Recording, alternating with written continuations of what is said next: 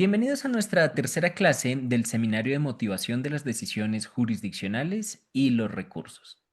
Para mí es una gran alegría darles entonces la bienvenida a esta nueva sesión de clase, no sin antes hacer el acostumbrado resumen, es decir, lo que hemos visto en los capítulos anteriores.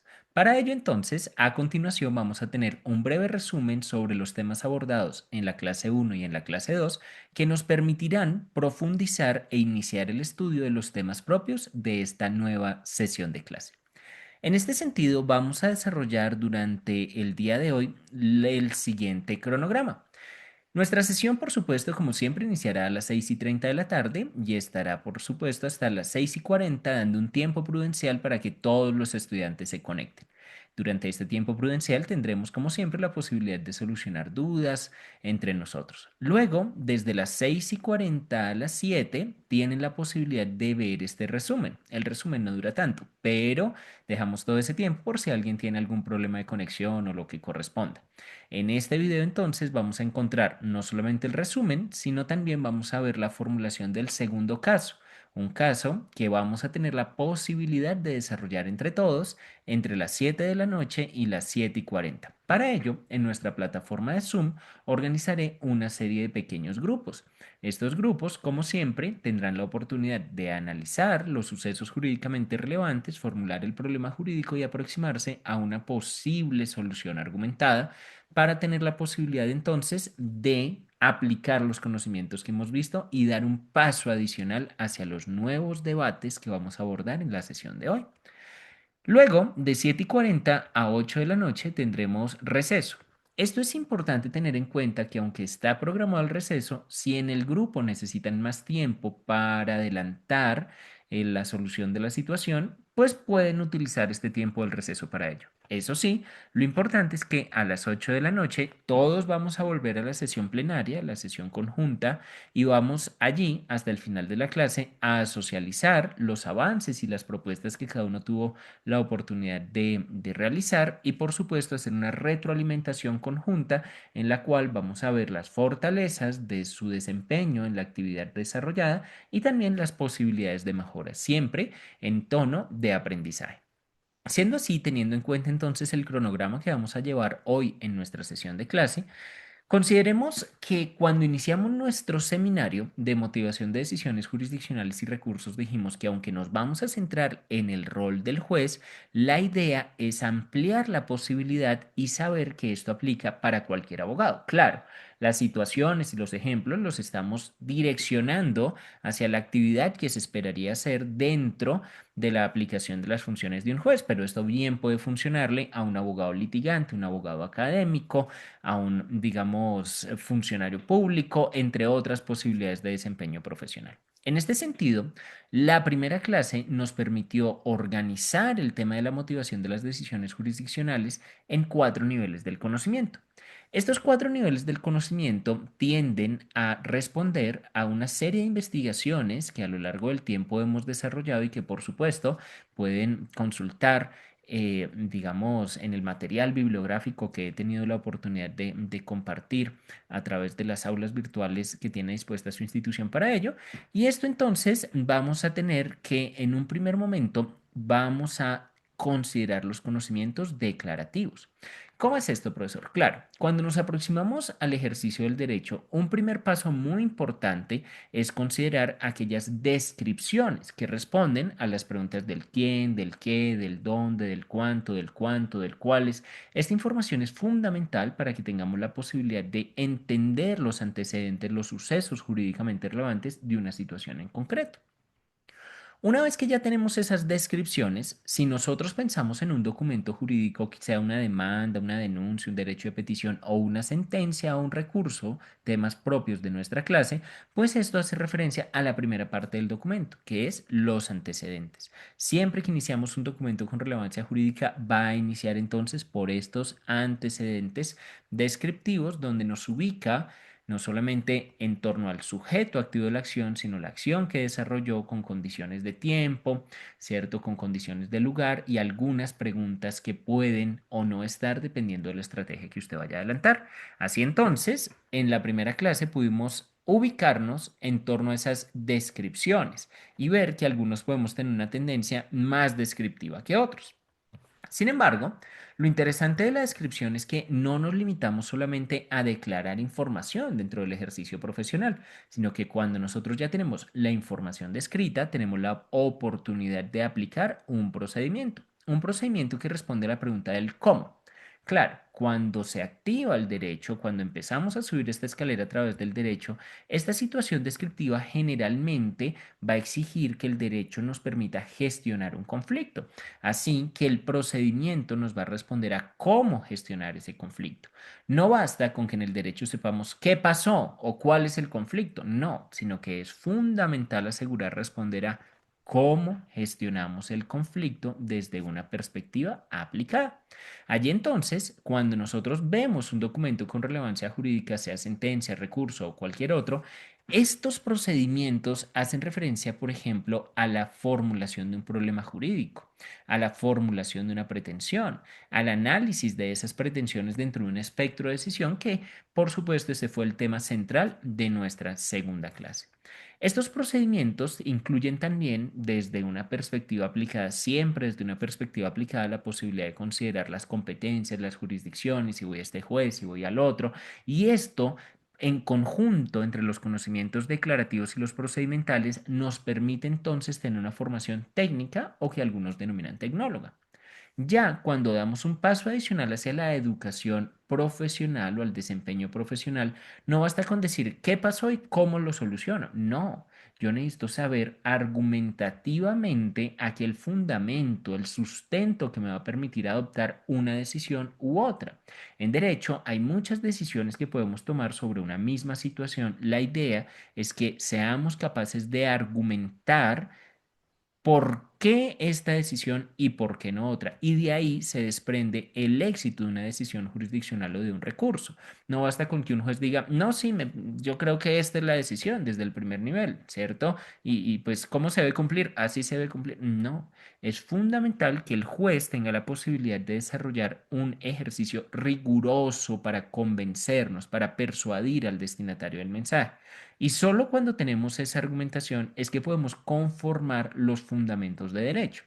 Recordemos que los fundamentos de derecho son aquellos que no basta con dar una lista de artículos. No, si nosotros damos una lista de artículos, entonces decimos la ley tal y en el artículo 1, 2, 3, 15, 115. No, lo que nosotros hacemos ahí, si solamente incluimos en los fundamentos de derecho números, estamos es describiendo. Eso es un primer nivel. Estamos respondiendo a la pregunta, ¿cuál es el artículo que habla de este tema? Pero el tema del argumento no solamente es incluir una lista de normas generalmente abstractas, sino interpretarlas y llevarlas al caso concreto que estamos analizando. Así entonces, si yo tengo una situación jurídicamente relevante delimitada desde sus sucesos en el primer nivel, ya formulo el problema jurídico y tengo una noción, un sentido de cómo resolver o gestionar ese conflicto, pues ahora voy a necesitar argumentar por qué lo voy a gestionar de una manera u otra. Y cuando yo agoto este tercer nivel es que puedo llegar al cuarto y último nivel, que es la estrategia, que responde a la pregunta del para qué. Esa pregunta del para qué siempre va a hacer referencia entonces a la posibilidad de darle sentido de utilidad a la decisión y al ejercicio del derecho. Uno diría, bueno, pero ¿para qué demando o para qué denuncio? ¿Para qué voy donde un juez civil o para qué voy donde un juez penal o para qué interpongo una acción de tutela? No es simplemente porque me parece chévere, genial, me gustaría intentarlo. No, usted debe ser estratégico, no solamente para no congestionar la justicia, sino para tener posibilidad de responder a aquellas necesidades en las cuales usted está inmerso. Estos puntos que aparecen allí, por supuesto, son los puntos de la prueba proyectiva que hicimos en un primer momento y que nos permitió a cada uno ubicarnos en la tendencia de esta. Lo interesante es que esta tendencia no es absoluta, no es una verdad absoluta y que no podamos cuestionar, no, por ningún motivo, sino que esta escalera nos permite, o la ubicación que tuvimos en esta escalera, vemos quizás hacia dónde somos más fuertes y dónde podemos quizás fortalecer nuestro desempeño como abogados. Siendo así, lo que hacemos durante el curso es ir subiendo cada una de las escaleras dentro del rol que como operadores jurídicos podríamos tener no solamente en la motivación de decisiones judiciales y recursos, porque esto aplica para cualquier aspecto del ejercicio profesional, aunque nos hemos centrado mayoritariamente en ello. Por lo tanto, la primera clase tuvimos la oportunidad de profundizar en esto con una actividad práctica. En la segunda clase fortalecimos el primer nivel y empezamos a abordar fuertemente el segundo. En esta clase de hoy vamos a retomar el primero, fortalecer el segundo, iniciar el tercero y así hasta que se acabe el curso y tengamos la posibilidad de llegar al cuarto y último nivel. Teniendo en cuenta esta estructura que estamos abordando en el curso, entonces podemos profundizar en el primer nivel, eso que de aquello que pasó, quién está involucrado, dónde, cuándo, de los sucesos jurídicamente relevantes. Y esos sucesos jurídicamente relevantes debemos tener en cuenta que el conjunto de sucesos conforman una situación jurídicamente relevante. Bien, entonces las situaciones jurídicamente relevantes son un conjunto de sucesos. Hay una interpretación que es un tanto tradicional y es denominar que todo lo que pasa en la vida son hechos. En clase decíamos que no todos son hechos, sino que deberíamos tratarlos como sucesos y que por esa razón las cortes hablan ahora de antecedentes. Esa teoría de los hechos viene por allá de una teoría francesa, digamos que todavía es aplicada en algunos contextos jurídicos, en la cual se dice que todo lo que pasa en la vida es un hecho que está destinado naturalmente a configurarse. Así entonces, cuando nosotros estamos en un hecho, se supondría que todo lo que pasa en la vida es natural. No sé, pero alguna vez alguna persona puede decir, no, es que llegué tarde a clase porque el destino lo quiso así, ¿cierto? No me convenía llegar temprano. Claro, estos son argumentos en lo cual la responsabilidad no deviene de lo que cada sujeto en últimas desarrolle como su actividad, sino que deviene de fuerzas extrañas o ajenas a el rol que podría desempeñar cada una de las personas. Entonces, para la teoría francesa, se tiende a decir hechos jurídicamente relevantes desde una tradición pues, que viene desde el naturalismo y entonces dice que los hechos, bien, naturales contemplan los actos y los actos contemplan los negocios. Sin embargo, con el tiempo, la jurisprudencia colombiana y el sistema jurídico colombiano ha dejado un poco atrás esta teoría francesa en lo cual todo es un hecho jurídicamente relevante y estamos entrando en una teoría alemana, que es Alemania, no, una teoría alemana. Esa teoría alemana va a decir no. Los sucesos son de tres tipos, unos que provienen de la naturaleza y otros que provienen de las personas. Los que provienen de la naturaleza son los hechos y los que provienen de las personas son los actos y los negocios. Y allí entonces no podemos considerar que si alguien, por ejemplo, comete un acto y entonces incurre en un delito, y entonces el delito, la defensa no puede ser, no, es que era natural que se comportara de esa forma, no, sino que la teoría alemana va a decir, no, el hecho natural no lo vamos a combinar con el acto y el negocio, y como no lo combinamos con el acto y el negocio, aquí puede haber una responsabilidad penal en aquel sujeto que incurrió en un delito particularmente del acto. La diferencia entonces de la teoría alemana es que empieza no a tratar todo lo que sucede en la vida como hechos, sino que esos antecedentes vamos a considerarlos como unos sucesos y esos sucesos van a ser una situación jurídicamente relevante. Si damos un paso adicional, entonces podríamos ver que esos sucesos terminan de diferenciarse no solamente por la causa, sino también por la consecuencia.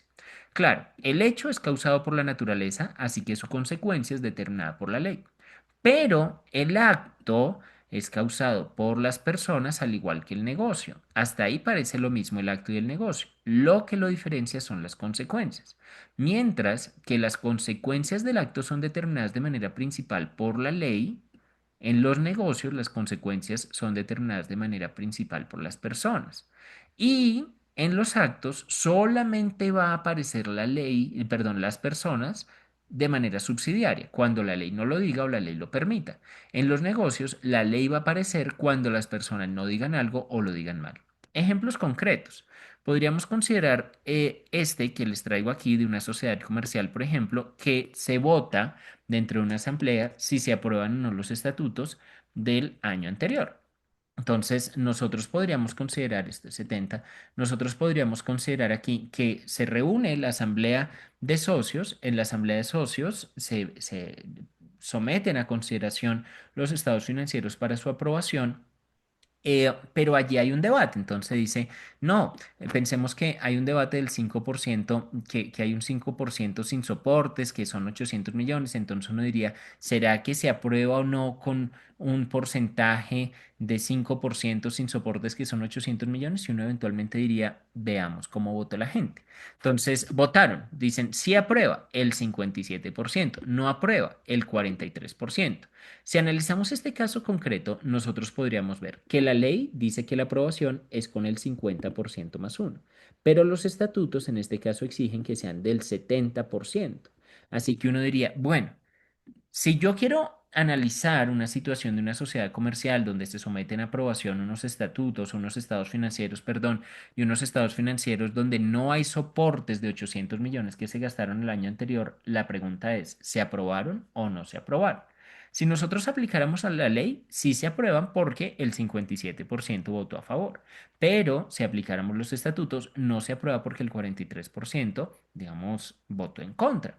Así que ahí uno tiene que determinar, ¿es un hecho? Pues no, no es un hecho porque no es un asunto, esa votación no es un asunto natural. Entonces descartamos esta posibilidad del hecho. Uno luego pregunta, ¿será un acto o será un negocio? Porque si es un acto, yo debería aplicar la ley de manera principal. Y si es un acto, pues eventualmente, en este caso, sí quedarían aprobados. Pero si es un negocio, no quedarían aprobados porque se aplica de manera principal lo que las personas determinen, que en ese caso está sistematizado en los estatutos. Si nosotros vemos este ejemplo, pues en este ejemplo nosotros podríamos considerar que al ser una sociedad comercial y los socios se están poniendo de acuerdo sobre una aprobación o no, esto se puede considerar es como un negocio. Por lo tanto, podríamos ver que a pesar que el 50% más uno votó, yo no puedo aplicar la ley, sino que tengo que aplicar los estatutos. En consecuencia, los estados financieros no se aprobaron por la diferencia de la teoría alemana que ya hablábamos entre los hechos, los actos y los negocios. Una vez que tenemos esta teoría, pues la pregunta es, bueno, profe, chévere. Ahora lo que necesitamos ver entonces la manera en que yo tengo la posibilidad de estructurar estos sucesos, ¿cierto? O sea, listo, ya vamos a estructurar los sucesos. Y para estructurar los sucesos, esto es una narración, algo así como un cuento, así que yo debo tener referencia que siempre va a haber un inicio en la narración, un nudo en la narración y un final. Ese inicio, nudo y desenlace que casi siempre nosotros aprendemos en cualquier nivel de nuestra formación sobre las narraciones, pues también tiene que estar en esa primera parte. Por lo tanto, yo que ya sé la diferencia entre hechos, actos y negocios, que viene de la teoría alemana, que está ubicada en el primer nivel, pues ahí es cuando yo tengo la posibilidad entonces de estructurar los sucesos. Lo importante es que los sucesos respondan a estas preguntas mínimas del primer nivel. Entonces es fundamental que cada suceso responda a quién es el sujeto activo de la acción o el sujeto pasivo. ¿Qué hizo? ¿Dónde lo hizo? ¿Cuándo lo hizo? ¿Cierto? A veces es necesario incluir el cuánto y el cuál. No es obligatorio incluirlo en todos los sucesos, pero dependiendo de la situación, usted puede decir, aquí sí es importante decir cuánto o cuáles. Por ejemplo, digamos, si estoy en un asunto de una cuota de alimentos para varios niños, es fundamental decir eventualmente cuánto es el valor que se espera cobrar, ¿cierto? Pero no siempre hay cantidades, ¿cierto? O cualificaciones del asunto. Depende de cada elemento. Pero lo que sí es importante para intentar darle un sentido procesal a nuestro suceso es incluir un cómo. Entonces nosotros podemos incluir quiénes, ¿cierto? Podemos incluir quién o quiénes, podemos incluir qué hicieron, dónde lo hicieron, cuándo lo hicieron y cómo. Porque el cómo, ese indicador de modo, es el que nos va a permitir entonces activar todo el entramado de consecuencias que deviene de un suceso. Así, cuando usted determina que un sujeto hizo una acción en un lugar determinado, en un momento determinado y de una forma o de un modo concreto, usted puede determinar si es un hecho, un acto o un negocio. Dependiendo de eso, si por ejemplo es un hecho, usted aplicaría la ley de manera principal, ¿cierto? Si es un negocio del donde se desprende el suceso, pues usted aplicaría primero lo que determinan las personas para ese negocio y si es un acto, pues aplicaría la ley. En cualquier caso, cuando ya tenemos la consecuencia, yo tengo entonces que incluir el inicio, aquí inicia la situación jurídicamente relevante e inicia desde que aparece el protagonista en relación con la problemática, sea con una o de varias de las partes o elementos en pugna. Luego hay un nudo. ¿En el nudo dónde está? Pues cuando el protagonista se encuentra con todas las partes o todos los elementos en pugna. Y al final, cuando el protagonista se enfrenta o genera el problema jurídico. Por ejemplo, cuando aparece la vía procesal que me solucione de fondo la situación. Así que usted arranca desde que el protagonista aparece en relación con la problemática, luego cuenta dónde, en qué momento se ubicó el nudo y ya finalmente usted va a decir, bueno, y en este momento el desenlace es tal y ese desenlace nos va a permitir activar esta estrategia jurisdiccional en tal juez, en tal tipo de proceso, ¿cierto? Para tener la oportunidad de responder de fondo a la situación. Es importante considerar que en todos estos sucesos, tanto en el del inicio como en el del nudo como en el desenlace, nos preguntamos por la vía procesal. Porque a medida que vamos escribiendo decimos, bueno, si de este suceso aplicaría una vía procesal, ¿soluciono de fondo la situación? Si la respuesta es no, pues siguiente. Si en este suceso aplico esta vía procesal que se desprende de esta consecuencia, ¿soluciono la situación? No, entonces sigo. De este suceso y si aplico la vía procesal a ese suceso, ¿soluciono la situación? Ah, sí, aquí la soluciono de fondo y eso me permite entonces dar un paso al segundo nivel. Por lo tanto, este primer nivel de los conocimientos declarativos, nosotros tenemos la oportunidad de explicarlos desde los sucesos jurídicamente relevantes que componen una situación jurídicamente relevante, esos sucesos jurídicamente relevantes desde la teoría alemana que aplicamos en Colombia mayoritariamente a diferenciar entre hechos, actos y negocios. Esos hechos son generados por la naturaleza y sus consecuencias determinadas por la ley. Los actos son causados por las personas y sus consecuencias principales dadas por la ley de manera subsidiaria por las personas y en los negocios también causados por las personas y sus consecuencias principales dadas por las personas y en todo aquello que no digan o digan mal, determinamos o aplicamos la ley. Con eso, entonces, ya tenemos la oportunidad en el primer nivel de formular los antecedentes con un inicio, un nudo y un final, y ese final se va a ubicar cuando encontramos la vía procesal para resolver de fondo la situación. Y como ya empezamos a hablar de procesal, damos un paso al segundo nivel, que es el asunto ¿qué? Procedimental. Ese asunto procedimental entonces va a establecerse a través de un problema jurídico. Recordemos que un problema jurídico es una pregunta dicotómica. En la clase 2 nosotros analizamos una situación en torno a una niña llamada Sofía, en donde por una parte estaban unos padres biológicos, Néstor Chiqui y Gerona Giraldo, que buscaban tener la posibilidad de asegurar que esta niña volviese a ese seno familiar y otra persona que se ha encargado de su crianza durante 6 años que también espera estar con ella. Entonces nosotros decíamos, claro, el protagonista está en el centro del problema jurídico y alrededor del protagonista va a surgir una dicotomía, ¿cierto? Que en este caso son dos partes en pugna. Lo interesante de la dicotomía es que de este punto de la dicotomía a este otro punto de la dicotomía va a surgir entonces un espectro de decisión. La idea del espectro de decisión es que cada uno de nosotros tenga la posibilidad de tomar una decisión dentro del espectro de decisión. ¿Listo? Si usted toma una decisión por fuera, ahí estaría incurriendo en un error, porque precisamente el problema jurídico es un llamado para que aseguremos que la decisión dentro del espectro de decisión digamos, que el problema jurídico nos está generando. Lo interesante es tener en cuenta que no siempre son personas, no siempre son sujetos, también pueden ser normas, pueden ser derechos, bien, pueden ser sujetos. Por ejemplo, si nosotros estuviésemos actuando como Corte Constitucional en una demanda de inconstitucionalidad, pues el protagonista, quien articula el problema jurídico, sería la norma y por un extremo diríamos, ¿es constitucional o es inconstitucional? Pero tengamos en cuenta, ¿cierto? Que no tenemos que elegir siempre un extremo. Nosotros podríamos elegir el extremo de constitucional o el extremo inconstitucional, pero también podríamos tener un punto medio que diga, no, la Corte se inhibe para pronunciarse en ese tema. Puede funcionar. O no solamente se inhibe, sino que es exequible condicionado. No es 100% constitucional, sino que es constitucional siempre y cuando se interprete de una manera u otra, o puede ser inexequible parcial o inconstitucional parcial, como no toda la norma es inconstitucional, sino una sola parte. Y esto nos permite ver que lo importante es que las decisiones se tomen en el marco del problema jurídico. Eso sí, las decisiones, debemos recordar, esto es muy importante, van a depender de si nuestra situación jurídicamente relevante es un caso o un problema. El caso es cuando hay una situación que con una única respuesta se soluciona de fondo, pero el problema es cuando una única decisión no soluciona de fondo, sino que en esa situación la respuesta inmediata sería transitoria y yo necesito una respuesta programática para solucionarlo de fondo.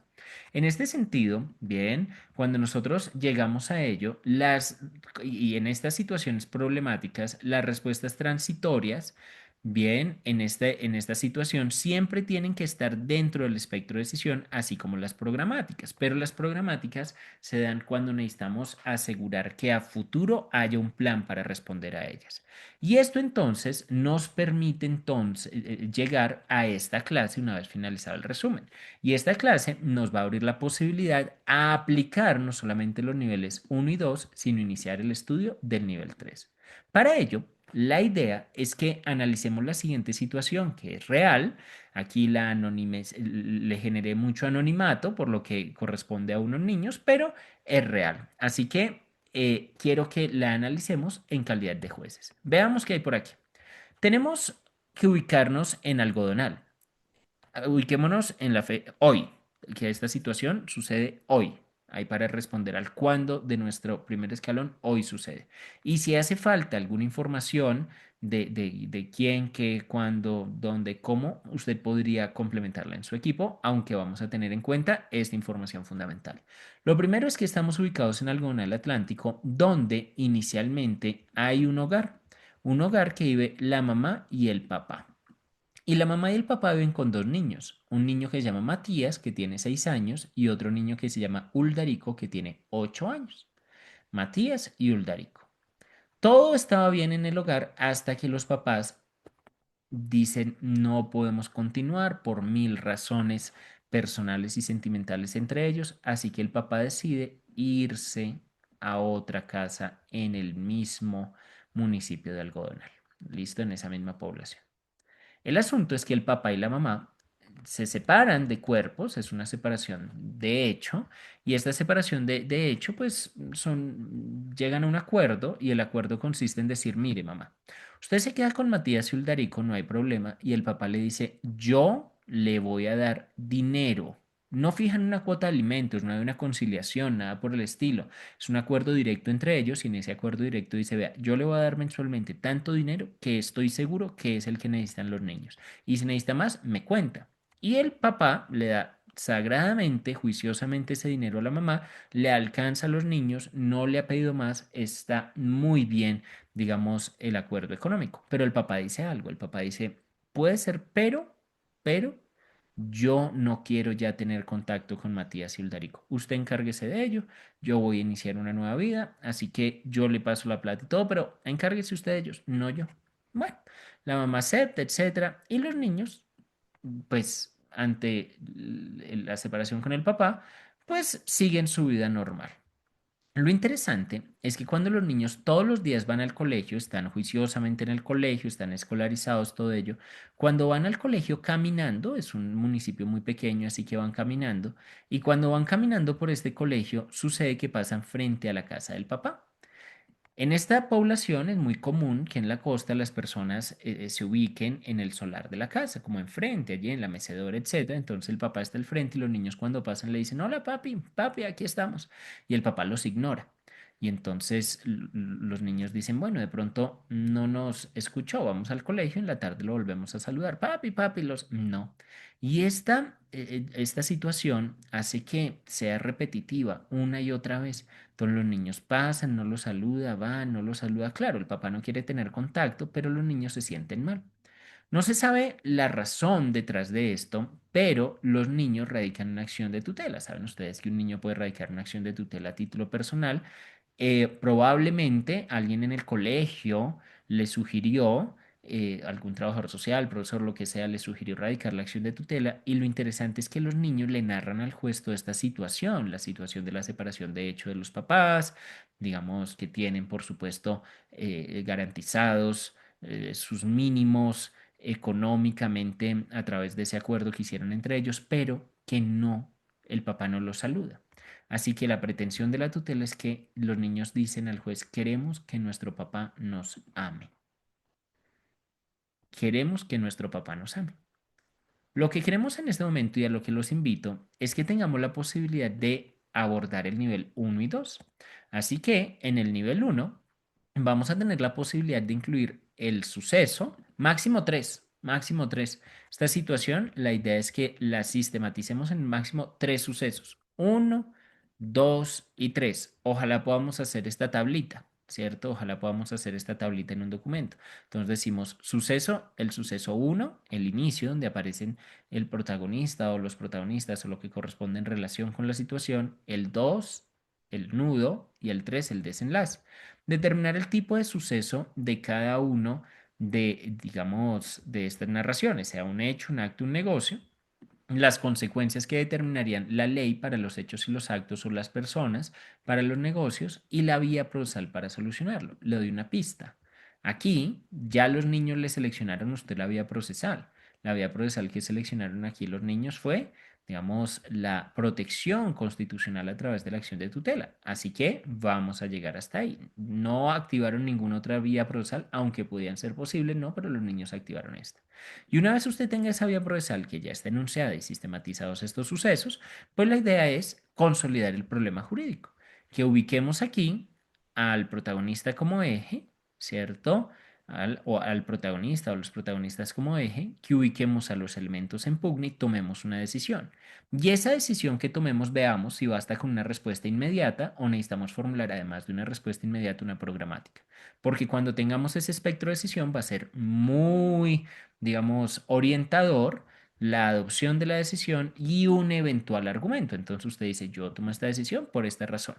La idea es consolidar entonces en pequeños grupos este problema, este documento desde el primer nivel y el segundo y subirlo, ¿cierto? Subirlo, espero que entre las 7:40 y las 8 subirlo a este link.